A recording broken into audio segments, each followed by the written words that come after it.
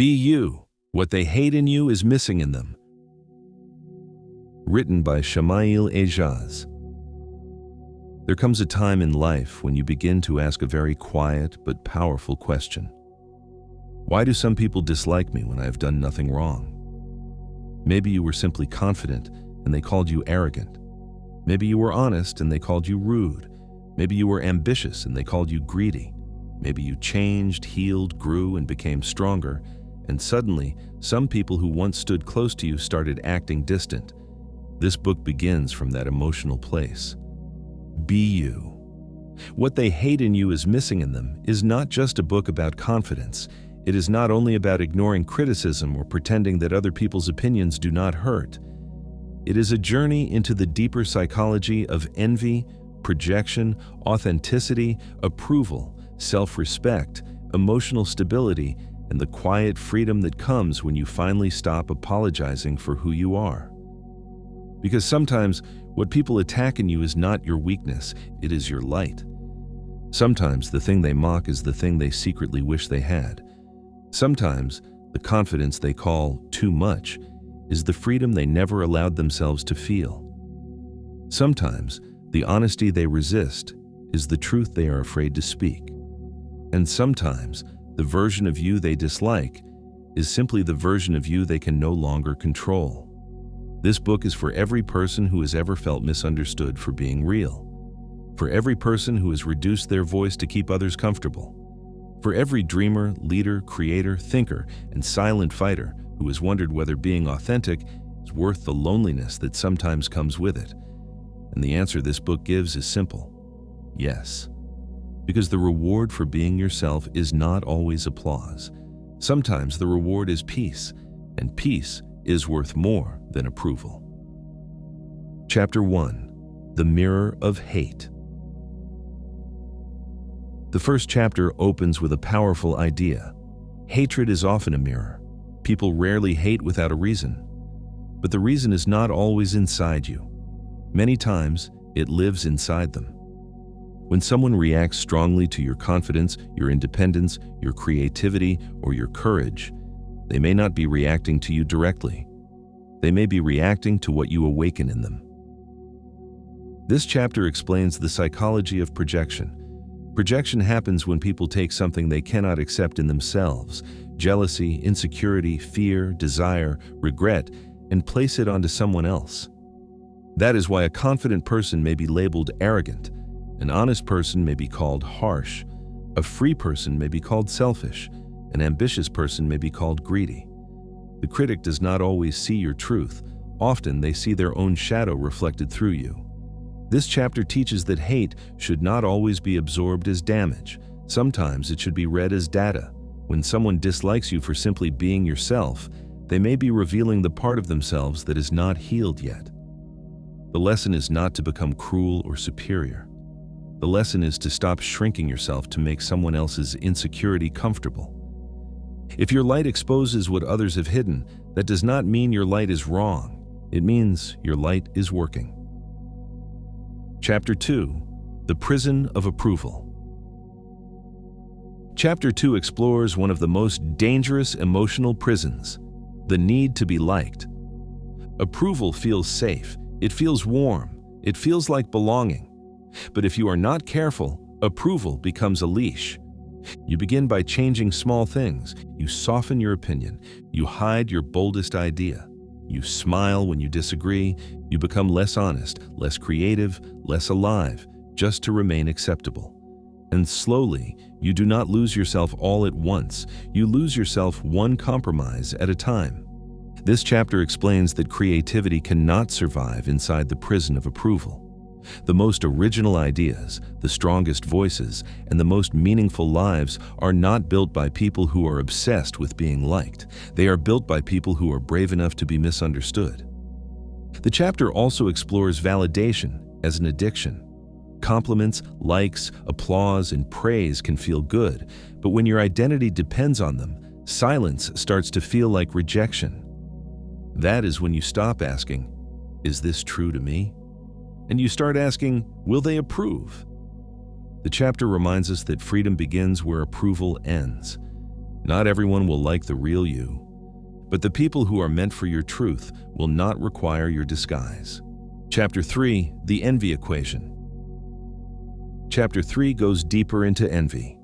Envy is one of the emotions people deny the most yet express the most. It often hides behind jokes, criticism, sarcasm, distant praise, or sudden coldness. But the book explains that envy is not always hatred. At its root, envy is hunger.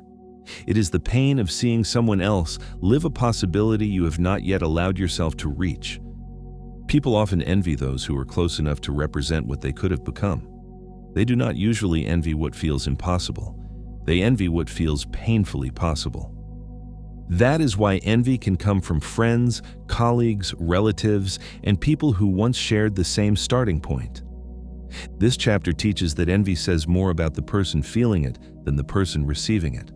If someone envies your confidence, they may feel powerless. If they envy your freedom, they may feel trapped. If they envy your growth, they may be grieving their own stagnation. But the book does not only speak about being envied, it also teaches us how to handle our own envy. If you feel envy toward someone else, do not hide it. Translate it. Ask yourself, what is this showing me about what I secretly desire? Envy plus awareness becomes inspiration. Envy plus denial becomes bitterness. So envy is not always the enemy. Sometimes it is a compass pointing toward your next level of growth. Chapter 4, the courage to stand alone. Chapter 4 is about the difference between belonging and becoming. Belonging is beautiful when it allows you to be fully yourself, but when belonging requires you to shrink, silence yourself, or betray your values, it becomes captivity. Many people spend their lives asking, where do I fit? But the deeper question is, who am I becoming? This chapter explains that standing alone is not always loneliness. Sometimes it is leadership of the self. Every person who creates something meaningful must pass through a season where the crowd does not understand, a season where no one claps, a season where the vision is clear only to the person carrying it. But solitude is not empty. It is often the place where authenticity becomes sharper. When you are alone, you finally hear your own voice without the noise of everyone else's expectations. You discover what you believe, what you value, what you want, and what you are no longer willing to sacrifice. The chapter teaches that discomfort is not always a sign that something is wrong. Sometimes it is a sign that growth is happening. A seed breaks before it grows. A cocoon becomes tight before wings appear. A person becomes uncomfortable before they become free. So if you are standing alone because you are standing in your truth, do not panic. Purpose may be standing beside you. Chapter 5, the power of unfiltered truth. Chapter 5 challenges the idea that politeness is always goodness. Of course, kindness matters, respect matters, empathy matters. But this chapter explains that when politeness becomes a mask for fear, truth begins to suffocate. Many people avoid honest conversations because they do not want to disturb the peace. But fake peace is expensive. It creates resentment, confusion, weak relationships, poor leadership, and silent suffering. Honesty, when spoken with respect, is not cruelty. It is clarity.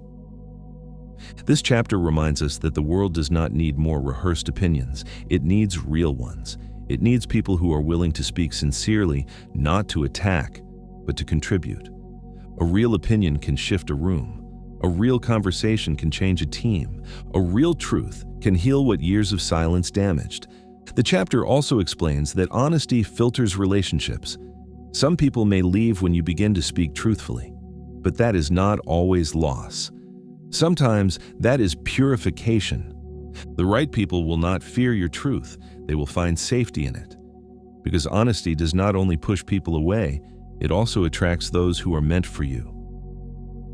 Chapter 6, the reflection effect. Chapter 6 returns to the idea that people are mirrors. Every reaction reveals something. A compliment may reveal harmony. A harsh criticism may reveal insecurity. A sudden attack may reveal a wound. A strange silence may reveal comparison.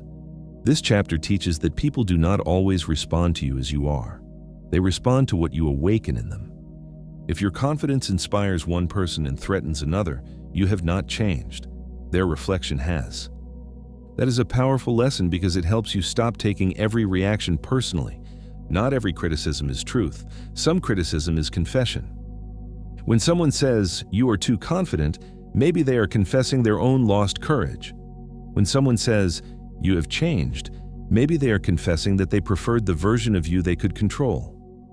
When someone says, "You are lucky," maybe they are confessing regret over chances they did not take.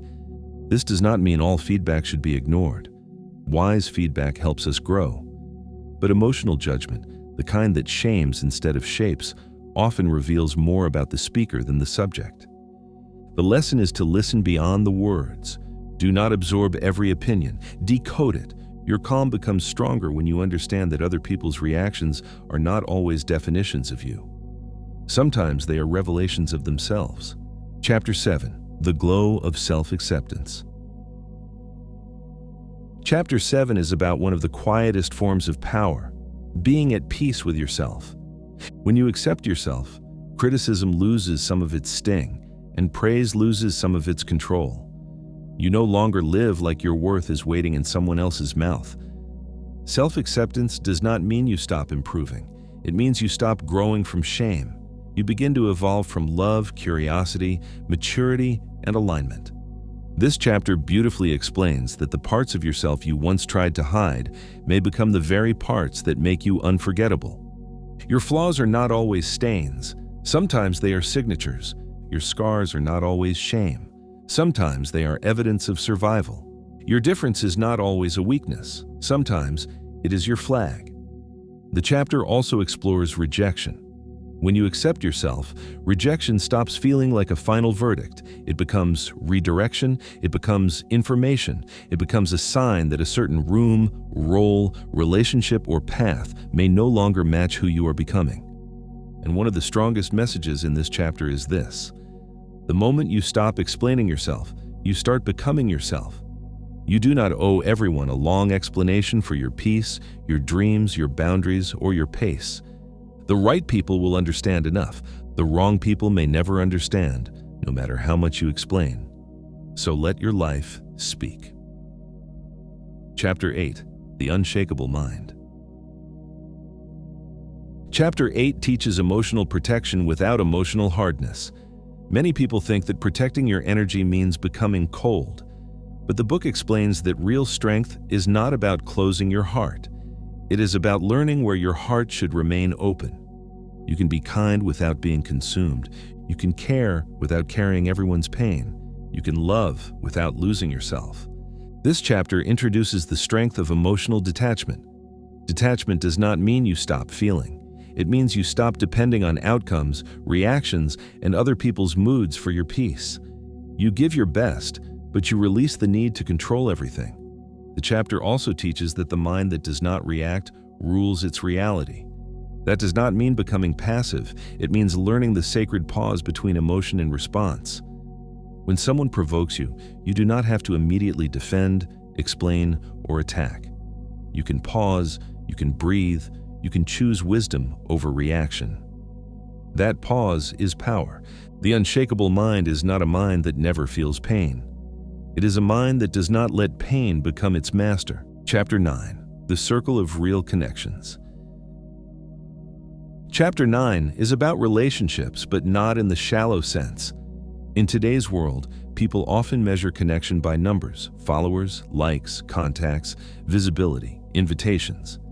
But this chapter reminds us that real connection is not about how many people know you. It is about how deeply a few people see you. Depth matters more than distance. Someone can sit beside you and still not understand you. Someone can live far away and still feel like home. This chapter explains that real connection feels peaceful. You do not have to perform.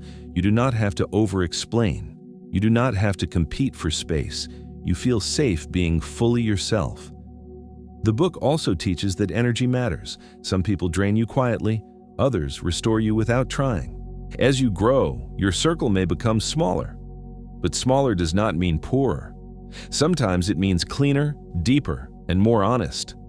The rarest connections do not demand attention. They offer presence. They do not always speak the most. They do not always appear the loudest. But they make your soul feel understood. And in a noisy world, that kind of presence is priceless. Chapter 10. The Quiet Power of Self-Respect. Chapter 10 is about the power that does not shout. Self-respect is quieter than validation, but it is much stronger. Validation depends on others. Self-respect depends on alignment. Validation is the applause outside you. Self-respect is the voice inside you that says, "I know I acted with dignity." This chapter explains that self-respect begins when you stop negotiating your worth. You stop chasing people who make you prove your value. You stop staying in rooms that shrink you. You stop saying yes when your soul is begging you to say no. That is where boundaries enter the story. Boundaries are not walls to keep people out. They are lines that keep peace in. A boundary says, my time matters. My energy matters. My emotional balance matters. My dignity is not available for negotiation. This chapter gives a powerful reminder. People learn how to treat you from how you treat yourself. When you tolerate disrespect, you teach one lesson. When you honor yourself, you teach another. Self-respect is not arrogance. It is not aggression. It is calm self-loyalty. And when you carry that energy consistently, the world begins to adjust. Chapter 11. The Balance Between Peace and Ambition. Chapter 11 explores a struggle many modern professionals, creators, and entrepreneurs understand deeply: how to stay ambitious without losing peace. Modern life praises busyness. It rewards speed, hustle, constant availability, and endless chasing. But the book asks an important question.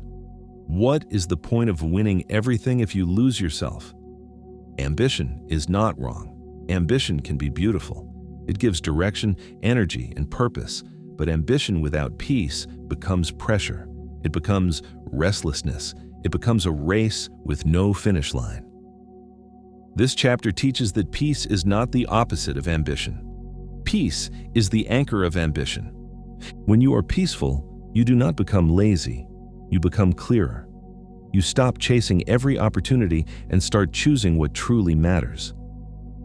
The chapter also explains the importance of rhythm. Push and pause, effort and renewal, focus and rest. Rest is not failure. Rest is maintenance for your future strength. The highest form of ambition is not desperate proving. It is meaningful contribution. At some point, ambition must evolve. It must stop shouting, "Look at me," and start asking, "What can I build with meaning?" That is when success becomes more than achievement. It becomes alignment. Chapter 12. Becoming Untouchable. The Art of Inner Stability. Chapter 12 explains what it really means to become untouchable. It does not mean becoming emotionless. It does not mean nothing hurts you. It means your inner stability becomes stronger than the external noise around you. True strength is not rigidity. Rigid things break, flexible things survive. This chapter introduces emotional agility, the ability to feel deeply, adapt wisely, and remain connected to yourself during change. Life will shift. People will leave. Careers will change. Plans will collapse. Unexpected events will test you. But inner stability is the practice of returning to your center again and again. The chapter reminds us that stability is not found. It is practiced. You practice it when you pause before reacting. You practice it when you breathe before speaking. You practice it when you ask, "What can I control today?" You practice it when you choose peace over panic. An untouchable person is not someone who avoids storms. It is someone who knows how to stand through them without losing their soul. Peace is not a place you reach once. It is a practice you repeat until it becomes who you are. Chapter 13. The Gentle Art of Letting Go. Chapter 13 is about release. Many people believe losing hurts the most, but this chapter explains that often holding on hurts more than losing. We hold on to old relationships, dead dreams, outdated identities, draining friendships, painful memories, and versions of life that no longer fit us. Why? Because familiarity feels safe, even when it hurts. But letting go is not always giving up. There is a sacred difference. Giving up comes from defeat. Moving on comes from wisdom. Giving up says, I cannot continue because I am broken. Moving on says, I will not continue because I am finally clear. This chapter teaches that release is not rejection, it is redirection. It is not emptiness, it is space. And space is necessary for new blessings, new peace, new clarity, and new alignment. You cannot receive what is meant for you while your hands are full of what is already finished. Letting go does not mean you stop caring. It means you stop carrying what is no longer yours. And sometimes, the most peaceful sentence you can say is, I honor what this was, but I release what it can no longer be. Chapter 14, The Lightness of Being Yourself. The final chapter brings the whole journey together. Authenticity feels like freedom, because it ends self-negotiation. For years, many people live split lives, one version inside, another version outside, one version for family, one for work, one for society, one for social media, one for survival. But carrying too many versions of yourself becomes heavy. Every false smile, every forced yes, every hidden truth, every performance adds emotional weight, and then one day, you stop performing. Not because the world finally understands you, but because you finally understand yourself. This chapter explains that the freedom of being yourself is not loud. It is light. It is the ability to breathe without pretending, to speak without over-editing, to rest without guilt, to exist without apology. Authenticity does not mean sharing everything. It means hiding nothing essential. It means the inside and outside finally match. And when that happens, your life becomes cleaner. Your relationships become more honest. Your decisions become simpler. Your energy becomes lighter.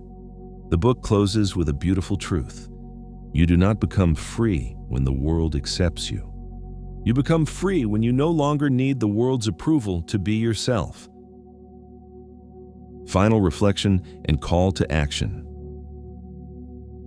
Be you. What they hate in you is missing in them is more than a motivational book. It is a mirror for anyone who has ever felt judged for being different, criticized for being confident, misunderstood for being honest, or rejected for growing beyond someone else's comfort zone. It reminds us that not every negative opinion deserves a reaction. Not every criticism deserves a place in your heart. Not every person who misunderstands you deserves an explanation. And not every ending is a loss. Some endings are protection. Some criticism is projection. Some envy is hidden admiration. Some rejection is redirection. And some loneliness is the beginning of self-discovery. The message of this book is not to become arrogant, careless, or emotionally closed. The message is to become rooted, to become peaceful, to become clear, to become honest, to become brave enough to live without constantly asking permission to exist. Because being yourself is not always easy. Sometimes it will cost you approval. Sometimes it will cost you comfort. Sometimes it will cost you people who only loved the version of you that stayed small. But what it gives you in return is far greater. It gives you peace. It gives you self-respect. It gives you emotional freedom. It gives you real connections. It gives you the courage to stand alone. And most importantly, it gives you yourself back. So if this narration touched something in you, if it reminded you of your own journey, your own silence, your own strength, or your own need to finally stop apologizing for who you are, then I highly recommend reading the complete book. This narration is only a glimpse of the deeper journey inside the pages. To experience the full message, the complete chapter insights, the powerful examples, and the emotional depth of the book, you can buy Be You, What They Hate in You Is Missing in Them by Shamail Aijaz on Amazon. Read it slowly, reflect on it deeply, share it with someone who needs to remember their worth, and above all, let it remind you of one simple truth. You were never created to be a copy of someone else's comfort. You were created to be real. You were created to be free. You were created to be you.